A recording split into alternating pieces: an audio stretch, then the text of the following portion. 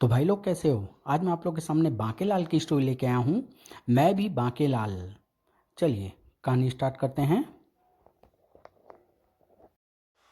बचपन में बांकेलाल ने शंकर भगवान के साथ की शरारत। शंकर भगवान ने बांकेलाल को दिया दंड। फलस्वरूप बांकेलाल जिसका भी बुरा करता है उसका भला होता है।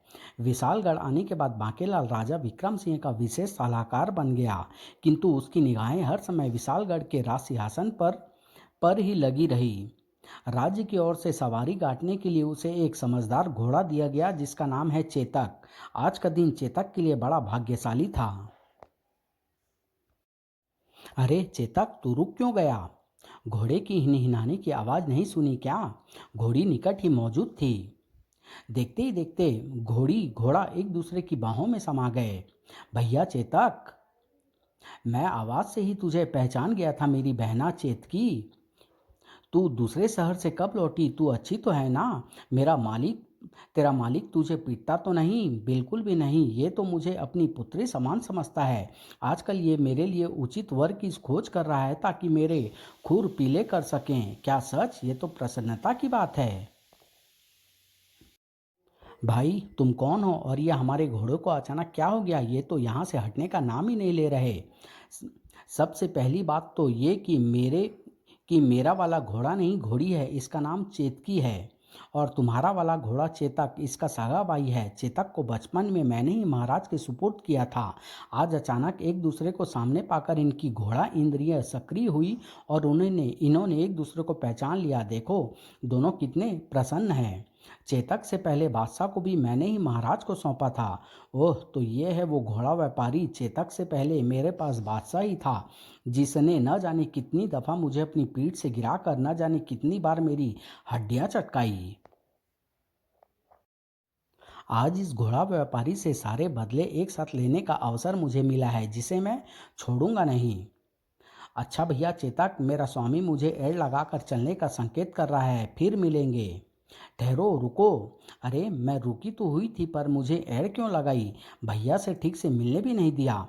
घोड़ा व्यापारी वापस बांकेलाल के पास पहुंचा। बांकेलाल, अगर तुम घोड़ी को एड़ ना लगाते तो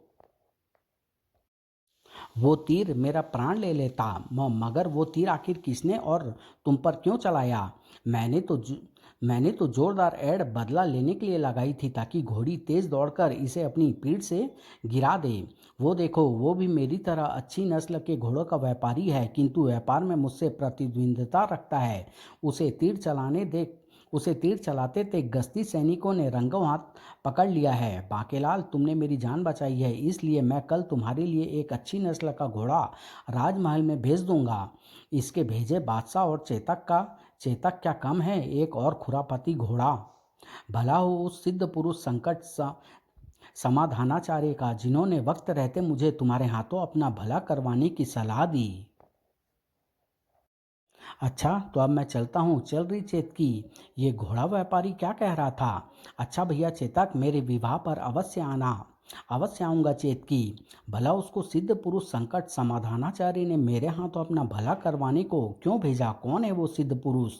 बांकेलाल को किसी ने पुकारा था। बांकेलाल जी, बांकेलाल जी। बांकेलाल जी, क्या आप तुरंत मेरे साथ खेत पर चल सकते हैं? मगर क्यों? पहले चलो तो सही, फिर बताता हूँ ये मुझे खेत पर क्यों ले जा रहा है।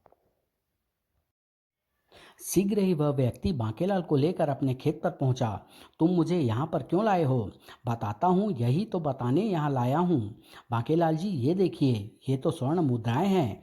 ये तुम्हारे पास कहाँ से आई? इस कुएं से बांकेलाल जी। आज प्रातः जब मैंने कुएं से पानी निकालने के लिए बाल्टी बाहर खींची तो पानी के साथ ही उसमें ढेर सारी स्वर्ण मुद्राएं भी भरी थी। मैंने तुरंत इस बात की सूचना आपको दे देना उचित समझा, क्योंकि अगर कुएं में और स्वर्ण मुद्राएं हैं तो उन पर राजा का अधिकार होना चाहिए, क्योंकि मेरी निर्धनता के कारण ये खेत मुझे महाराज ने ही दिया था। मुझे तुम्हारी स्वर्ण मुद्राओं वाली बात पर भरोसा नहीं हो रहा, किंतु मैं आपसे झूठ भी क्यों बोलूंगा? नहीं, मेरी बात का यह अर्थ कदापि नहीं था।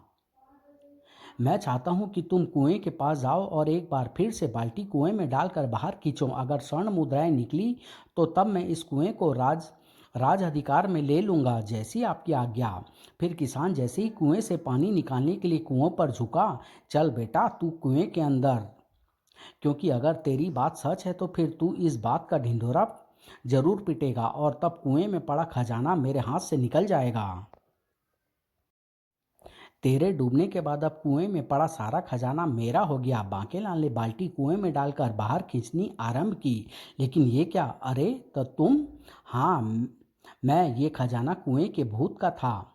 उसकी शर्त के मुताबिक ये मुझे तभी मिलना था जबकि कोई मुझे लात मारकर कुएं में फेंक दे और फिर खुद ही बाहर भी निकाले। ऐसा करने से इस कुएं से कई बरसों से सांप भुगत रहे भूत को मुक्ति मिल जानी थी और मुझे खजाना, वो देखो भूत को मुक्ति मिल गई, वो स्वर्गलोक को जा रहा है। मेरे लोप होते ही सारा खजाना तुम्हें मिल जाएगा किसान। जय भगवान। बेड़ा गर्क। बांकेलाल, तेरी सूरत देखकर मुझे बड़ा आनंद आ रहा है। खजाने का पहाड़ देखकर बांकेलाल की आंखें फटी की फटी रह गई। ये तो अली बाबा के खजाने से भी बड़ा खजाना है जो कि मेरे हाथ आते आते रह गया। अब तो मैं इस किसान को भी दोबारा उठाकर कुएं में नहीं फेंक सकता, क्योंकि खजाने की चकाचौंध देखकर गश्ती सैनिक बड़ी संख्या में इधर आ रहे हैं। खजाना अपने अधिकार में ले लो। अब तो मैं राजा विक्रम सिंह से भी अधिक धन वाला हो गया।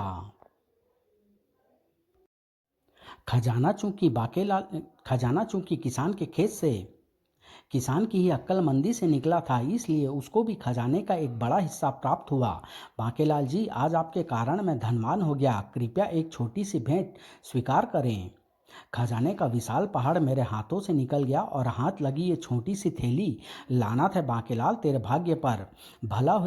भला हो इस सिद्ध पुरुष संकट समाधानाचार्य का, जिनके कहने पर बांकेलाल के हाथों मेरा भला हुआ। इसे भी सिद्ध पुरुष ने मेरे पास भेजा था। आखिर ये सिद्ध पुरुष है कौन? बांकेलाल अभी कुछ ही आगे बढ़ा होगा कि उसका रास्ता कुछ अन्य नागरिकों ने रोक लिया। बांकेलाल जी ठहरिए, हमारी समस्या का समाधान आप ही कर सकते हैं। हम सबको रात एक अजीब स्वप्न आया कि अगर आंख खुलते ही हम कोई तमाशा देखेंगे तो उससे हमें भी लाभ होगा और पूरे विशालगढ़ को भी। तो क्या तुम लोग ये चाहते हो कि मैं तुम लोगों को डुगडुगी बजाकर बंदर बंदरियों का तमाशा दिखाऊं? हमारा यह अर्थ नहीं है बांकेलाल जी। वास्तव में हम ये नहीं समझ पा रहे हैं कि हम कौन सा तमाशा देखें। विशालगढ़ में आज कोई मदारी भी दिखाई नहीं पड़ रहा। कृपया मार्गदर्शन करें। तमाशा तो घर फूंक कर भी देखा जाता है।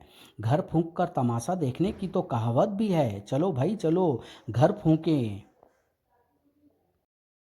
अपने बीवी बच्चों व कीमती सामानों को बाहर निकालकर लोगों ने अपने अपने घरों में आग लगा दी। अरे, इन्होंने तो सचमुच ही अपने घर फूंक डाले।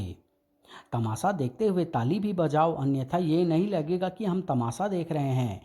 बांकेलाल बच्चू, अब यहाँ से खिसक ले, क्योंकि जब घर फूंक कर तमाशा देखने के बाद इनका कोई भला नहीं होगा तो तुझे भी उठाकर इसी आग में झोंक देंगे। बांकेलाल जी ठहरिए, आप कहाँ जा रहे हैं? अरे वो देखो, आग आग, बचाओ आग आग। ये तो सुप्रसिद्ध डाकू छप्पन है। हाँ, जिसने आसपास के कई राज्यों में उत्पात व आतंक मचा रखा है। यह अपने दल के डाकुओं सहित लोगों के घरों में जाकर छुप जाता है और फिर अवसर पाते ही धावा बोलकर घरों की लूट और मारकाट मचाकर चला जाता है। बाप रे, इतना खतरनाक डाकू आज हमारे घरों में छुपा बैठा था। मारो इन डाकुओं को। उनको मारने की कोई आवश्यकता नहीं, वो तो खुद ही जलकर मर रहे हैं। बांकेलाल जी, आपका बहुत बहुत धन्यवाद जी। आपने हमें घर फूंक कर तमाशा देखने का मशवरा दिया। अगर मुझे पता होता कि घरों में डाकू छुपन छुपा बैठा है तो मैं कभी भी इन कमबख्तों को ऐसा मशवरा नहीं देता। फिर जैसे ही ये समाचार राजा विक्रम सिंह तक पहुंचा, महामंत्री तुरंत उन लोगों को नए घर बनवा कर दो और डाकू छुप्पन को पकड़ने का सारा पुरस्कार भी लोगों में वितरित कर दो। बांकेलाल की भी खूब आवभगत हुई। बांकेलाल जी, खूब पेट भर कर खाइए। आपकी बदौलत पुरस्कार में हमें खूब दौलत मिली है। लानत है ऐसे भोजन पर। भोजन के पश्चात जब बांकेलाल चलने लगा तो भला हो उस सिद्ध पुरुष संकट समाधानाचार्य का, जिसने हमारा भला करने के लिए हमें बांकेलाल जी के पास भेजा। यहाँ भी सिद्ध पुरुष संकट समाधानाचार्य। अब तो इस मनहूस सिद्ध पुरुष से मिलना ही पड़ेगा। अरे भाई सुनो, ये सिद्ध पुरुष संकट समाधानाचार्य मुझे कहाँ पर मिलेगा? नगर के बाहर नगर के बाहर पीपल के वृक्ष के नीचे बांकेलाल घोड़ा दौड़ाता हुआ पीपल के वृक्ष के निकट पहुंचा। वो रहा धूर्त पाखंडी, किंतु अगर मैं घोड़े पर सवार होकर उसके सामने पहुंचा और उसका कोई अहित किया तो क्रोध में आकर वो मेरा ही अहित कर सकता है। मन ही मन यह निश्चय करके बांकेलाल सिद्ध पुरुष की ओर बढ़ा ही था कि हे पीपल दे हे पीपल देव, पीपला मोक्ष मोक्ष प्राप्त करने के लिए अभी मुझे कितने और लोगों का भला करना होगा। भलाई की कोई था नहीं होती वत्स। एक कहावत है, नेकी कर कुएं में डाल। नेकी करके उसका ढोली पीटने वाले के पुण्य पाप कर्म में परिवर्तित हो जाते हैं। तूने अपनी नेकी का ढोल मेरे आगे पीटा है। आज के दिन तुझे इस बात का ध्यान रखना होगा कि तू किसी के द्वारा पीटा या मारा न जाए, अन्यथा तेरे हाथों या तेरे मशवरे के कारण जिस जिस जिसका भी भला हुआ होगा उसको भी उस पिटाई या मार की पीड़ा झेलनी होगी। और आज के दिन तू किसी का अहित भी नहीं कर पाएगा, अन्यथा तुझे पछताना होगा। तो ये बात है। बांकेलाल ने तोड़ी एक मोटी टहनी। आई सामत संकट समाधानाचारी की। क्षमा करे सिद्ध पुरुष संकट समाधानाचार्य, न जाने क्यों मेरे हाथ आपकी पिटाई को मचल रहे हैं। तड़ाक! कौन हो तुम? मुझे क्यों पीट रहे हो? मेरा नाम बांकेलाल है। मुझे पता चला है कि यदि आज तुम्हारी किसी वृक्ष के मोटे तने से पिटाई की जाए तो तुम्हारा भला होगा, इसलिए मैं तुम्हारी पिटाई करने चला आया। इधर सिद्ध पुरुष करा रहा था, उधर कई नगरवासी हमें कोई अज्ञात शक्ति पीट रही है। हमें वापस संकट समाधानाचार्य की शरण में जाना चाहिए। संकट समाधानाचार्य के पास इस संकट का कोई समाधान नहीं था। बांकेलाल बस कर और मत पीट, अन्यथा मुझे क्रोध आ गया तो तुझे साप दे दूंगा। साप कैसे देगा? आज तू किसी का अहित नहीं कर सकता। अरे लकड़ी ही टूट गई। आहा, मैं कहता हूँ मान जा बांकेलाल, अन्यथा मुझे क्रोध आ गया तो मैं अपना आगा पीछा भी नहीं देखूंगा और तुझे भयानक दंड दूंगा। लकड़ी टूट गई मगर पिटाई तो लात घूंसे से भी होती है। ये मरेगा आज, ये जरूर मरेगा। बांकेलाल, मेरे इनकार करने पर भी तू न रुक कर तू जले पर नमक छिड़क रहा है। अंजाम भयानक होगा। अबे जा, मैं तुझसे नहीं डरता। आखिरी मुक्का जड़ लूँ फिर चला जाऊंगा। अब मैं तुझे नहीं छोड़ूंगा। दुष्ट बांकेलाल, मैंने तो सुना था कि तू एक भला इंसान है और हमेशा लोगों के परोपकार के विषय में ही सोचता है। इसलिए मैंने कुछ लोगों को तेरे पास भेज दिया था ताकि तेरे हाथों उनका भला हो जाए और उसका फल मेरे खाते में जमा हो जाए।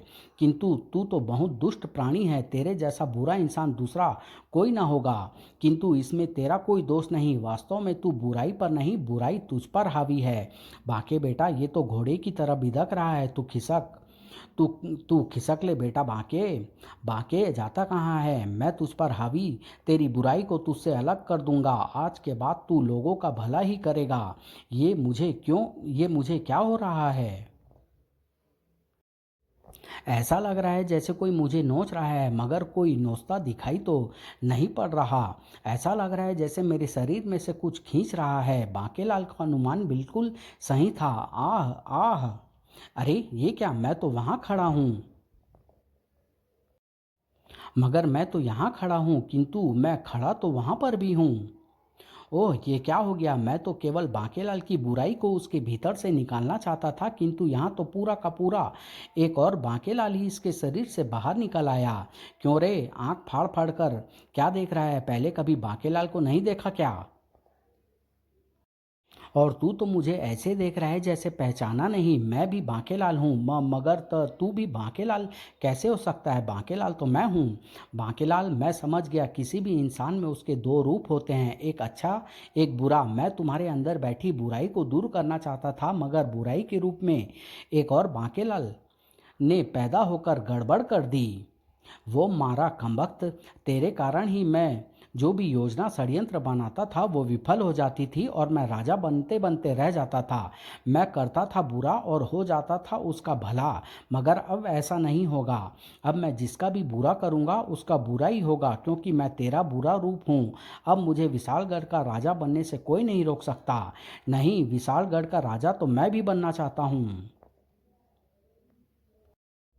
और अगर सारी शराफत मेरे रूप में छूट गई है तो फिर मैं राजा कैसे बन पाऊंगा, राजा के खिलाफ षड्यंत्र कैसे कर पाऊंगा, क्योंकि मेरा षड्यंत्रकारी हिस्सा तो तेरे रूप में अलग हो गया है। नहीं, मैं तुझे कहीं नहीं जाने दूंगा।